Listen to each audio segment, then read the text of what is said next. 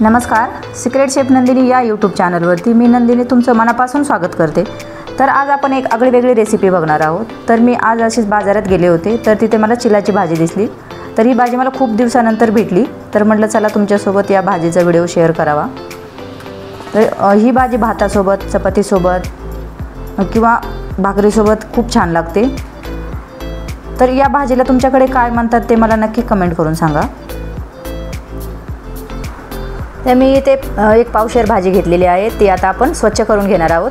तर स्वच्छ करताना आपल्याला जे मुळे असतात ना मातीला चिकटलेल्या त्या पूर्ण काढून घ्यायचे आणि ज्या लांब लांब काड्या असतात त्या काढून घ्यायचे। याच्यामध्ये निबार काडी दिसली ते पण आपल्याला काढून घ्यायची। तर मी आता ही भाजी सगळे स्वच्छ करून घेते। भाजी साफ करायची जर तुम्हाला असं जर वाटत असेल साफ करायला किंवा असे तोडून घ्यायला जर वेळ लागतोय तर अशीच भाजी सगळी खाली टाकायची जमिनीवरती आणि मोठे मोठे जे तुकडे आहेत ते घ्यायचे आणि चाकूने बारीक कट करून घ्यायची। तर मी म्हटलं चाकूने कापलेल्या भाजीची टेस्ट वेगळी येते म्हणून ही आपली हाताने तोडून भाजी घेतली सगळी। तर आता मी सगळी भाजी साफ करून घेते।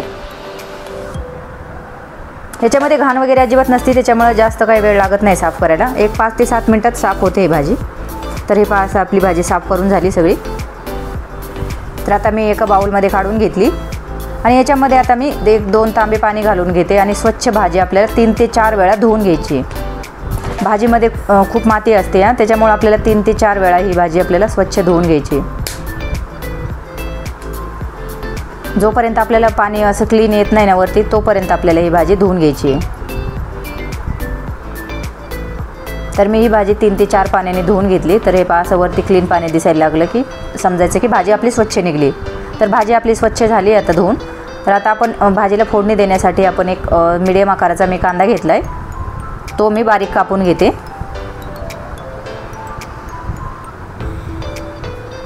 कांदा तुमच्या आवडीनुसार तुम्ही असा उभाही कापू शकता किंवा बारीक आवडत असेल तर बारीक कापून घ्या। मी असा बारीकच कापून घेतला आहे। उभा कापून घातला तरी पण भाजीला खूप छान टेस्ट येते। तर मी आता सगळा बारीक कापून घेते कांदा। तर आपला आता कांदा कापून झाला आहे बारीक। तर मी आता गॅस चालू करून घेते। गॅसवरती कढई ठेवून घेते। कढईमध्ये कढई गरम झाली की याच्यामध्ये 2 चमचे तेल घालून घेतले मी आणि ते तेल गरम झालं की याच्यामध्ये अर्धा चमचा जिरे घालून घेतले। जिरे तडतडले की आपण जो बारीक कापलेला कांदा आहे तो घालून घेणार आहोत।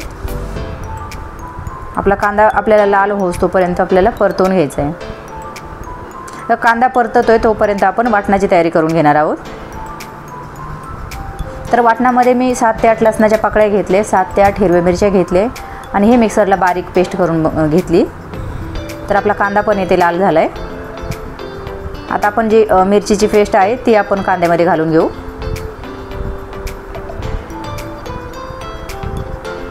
ही व्यवस्थित आपल्याला मिक्स करून घ्यायची।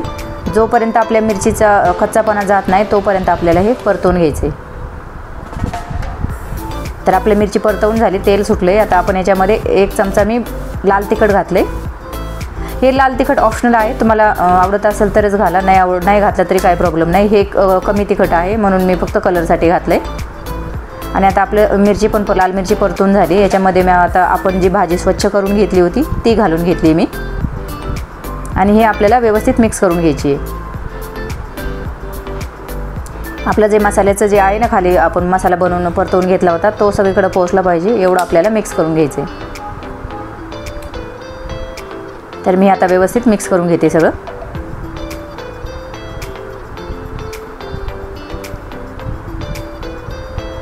तर आपली भाजी आता व्यवस्थित मिक्स झालेली आहे। याच्यामध्ये आपण आता चवीनुसार मीठ घालून घेऊ। तर मी 1 चमचा मीठ घालून घेतले। आता मीठ घातल्यानंतर पण आपल्याला परत एकदा मिक्स करून घ्यायची आहे।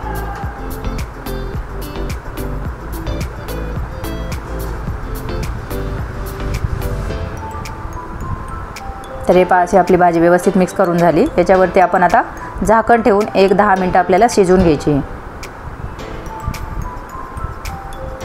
तर हे पहा आता आपण 10 मिनिटानंतर झाकण उघडून पाहूया। तर हे पहा आपल्या भाजीला कसं पाणी सुटले आणि भाजी आपली किती थोडी झाली ते पण तुम्हाला समजत असेल। भाजी शिजायला थोडा वेळ लागतो। तर मी आता बघितली थोडी शिजली की नाही, कारण थोडी कच्ची वाटली म्हणून मी परत एकदा झाकण ठेवून परत 5 ते 7 मिनिटं शिजवून घेतली। तर हे पहा आपली भाजी आता शिजलेली आहे। आणि आपल्या भाजीतलं पाणी जोपर्यंत आटत नाही तोपर्यंत आपल्याला हे परत परतवून घ्यायची आहे. मी परत व्यवस्थित मिक्स करून घेते.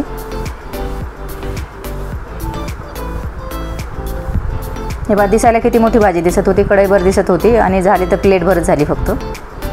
तर आपली भाजी आता व्यवस्थित शिजली गेली.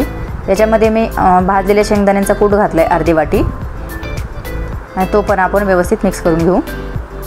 शेंगदाण्यांचा कूट जो आहे तो आपल्याला शेवटी घालायचा आहे. तर आता मी परत 5 ते 7 मिनटं भाजी शिजवून घेणार आहे.